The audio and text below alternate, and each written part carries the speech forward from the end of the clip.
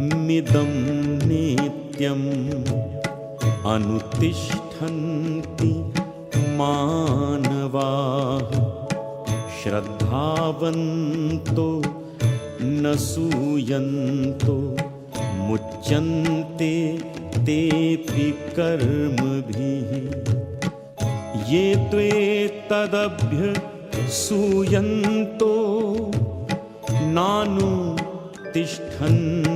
मे मतम् सर्वज्ञान विमूढांस्तान् विद्धि नष्टा न चेतसः।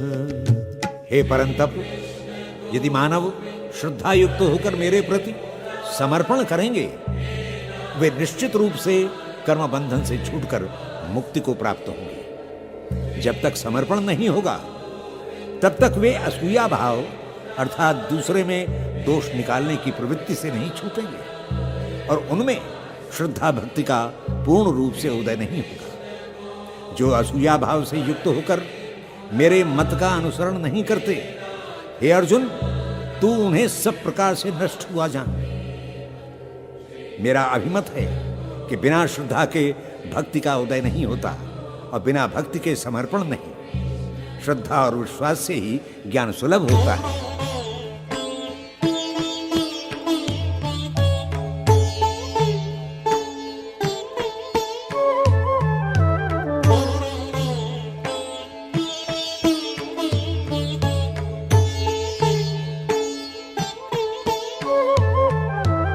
सदृशं चेष्टते स्वस्याः प्रकृतिर्ज्ञानवानपि प्रकृतिं यान्ति भूतानि निग्रह किं करिष्यति इन्द्रियस्यार्थे राग द्वेषौ व्यवस्थितौ तयोर्ना वशमागच्छेत् तौ ह्यस्य परिपन्थिनौ। हे अर्जुन, ज्ञानी जन भी अपनी प्रकृति और गुणों के अनुसार ही कर्म करते हैं, क्योंकि प्रकृति बड़ी बलवान है। सभी प्राणी प्राकृतिक स्वभाव के वश में रहकर कर्म करते हैं, उसका दमन करना संभव नहीं। इंद्रियां अपनी सुरुचि के अनुसार विषय भोगों में अनुरक्त होती हैं, उससे विपरीत विषयों से द्वेष करती हैं, क्योंकि राग द्वेष में व्यवस्थित रहना उनका स्वभाव है। अतः ज्ञान मार्ग पर चलने वाले व्यक्ति को इनके वशीभूत नहीं होना चाहिए। ये मनुष्य को कल्याण मार्ग पर नहीं चलने देती। अतः हे अर्जुन, तू इंद्रियों के मोह से बच।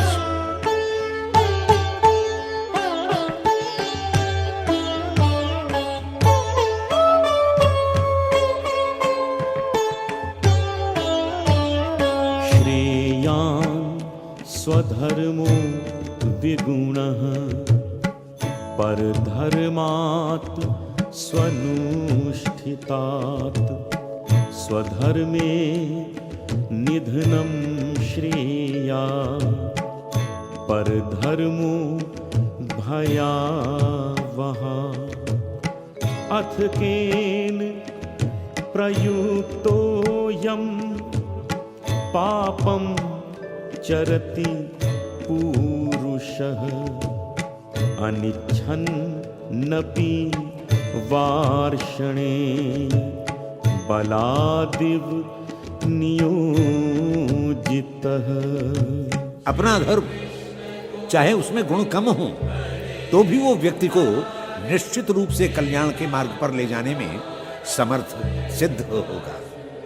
अपने धर्म का पालन करते हुए मरना भी श्रेयस्कर है, क्योंकि दूसरे का धर्म तो अत्यंत भयंकर होता है।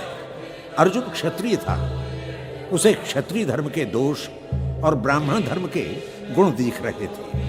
वो क्षत्रिय धर्म छोड़कर ब्राह्मण धर्म की ओर न जाने किस प्रेरणा से आकर्षित हो रहा था।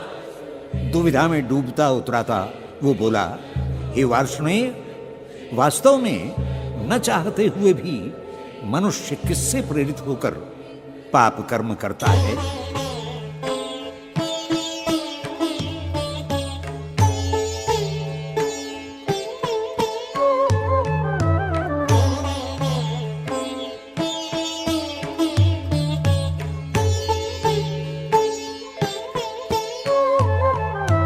काम एष क्रोध एष रजोगुण समुद्भवः महाशनो महापापमा विद्धये नमिः वैरिणम् धूमेना व्रियते वह्निर् यथा दर्शो मलेन च यथोलवे नावृतो गर्भस् तथा तेने दमाव्रतम्। भगवान कृष्ण ने अर्जुन की सुलगती जिज्ञासा पर शीतल जल छिड़कते हुए कहा, हे पार्थ, मनुष्य के गुणों में रजोगुण बड़ा प्रबल है, उसी से क्रोध उत्पन्न होता है। समस्त मनोभावों में इसका पेट सबसे बड़ा है। यही महापापी मनुष्य को पाप कर्म करने के लिए प्रेरित करता है। तू इसे अपना शत्रु समझ। जिस प्रकार धुएं से अग्नि छिप जाती है, मलिनता से दर्पण दिखाई नहीं देता और झिल्ली में गर्भस्थ बालक ढका रहता है, उसी प्रकार इस कामरूपी मोह जनित ज्ञान से ज्ञान ढका रहता है। जब तक ज्ञान नहीं होता तब तक मनुष्य क्रोध से प्रेरित कर्म करता है।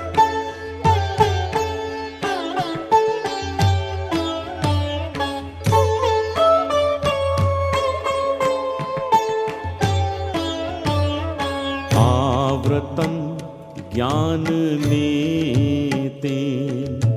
ज्ञानिनो नित्यवैरिणा कामरूपेण कौन्तेय दुष्पूरेण नलेन च इन्द्रियाणि अस्याधिष्ठानमुच्यते एतैर्विमोहयतेष ज्ञानमावृत्य देहिनम्। हे अर्जुन, क्रोध अग्नि के समान है जिसका पेट कभी नहीं भरता, चाहे कितना ही ईंधन डालो। वैसे ही क्रोध भी सदा अतृप्त रहता है। ज्ञानी और काम आपस में वैरी है। काम का उदय होने पर ज्ञान नहीं रहता और ज्ञान के उदय होने पर काम नहीं। इस काम ने ज्ञान को घेर रखा है। काम का एक निवास स्थान नहीं है, वो इंद्रियों में, मन में और बुद्धि, इन तीनों में रहता है। काम पहले अपने निवास स्थान को उत्तेजित करता है, फिर वहां से ज्वार की तरह उठते हुए ज्ञान को आच्छादित करता हुआ जीवात्मा को विमोहित कर लेता है।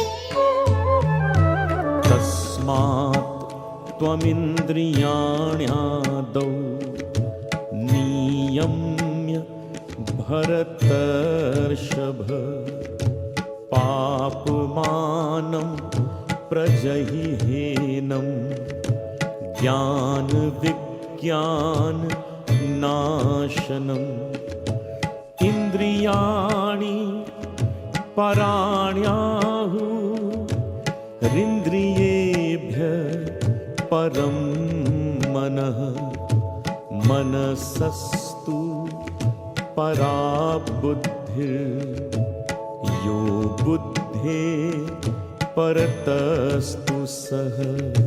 इसलिए हे अर्जुन, तुझे काम के इन तीनों स्थानों मन, बुद्धि और इंद्रियों को अपने वश में करना है, क्योंकि काम अंधकार की तरह बढ़कर ज्ञान विज्ञान दोनों को ही नष्ट कर देता है।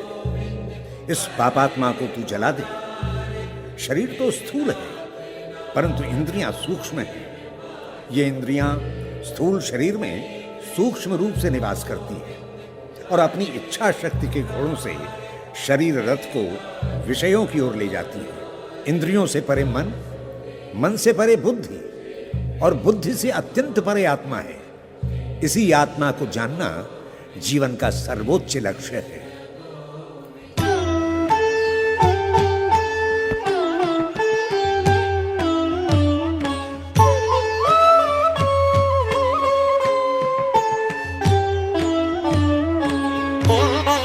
एवं बुद्धे परम बुद्ध्वा संस्तभ्यात्मानमात्मना जहि शत्रुम महाबाहो कामरूपम दुरासदम।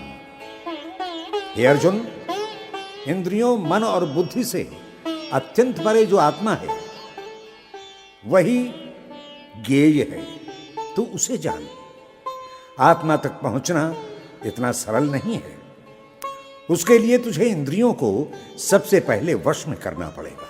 इंद्रियों को वश में तभी किया जा सकता है जब तू अपनी निश्चयात्मिका बुद्धि से चंचल मन को बांध ले। ये मन बड़ा चंचल और हठी होता है, परंतु जब वश में हो जाता है तो उसकी अपार शक्ति से ही आत्मा को जाना जा सकता है। आत्मा को जानना हो तो मन को साध। इति तृतीयोध्याय।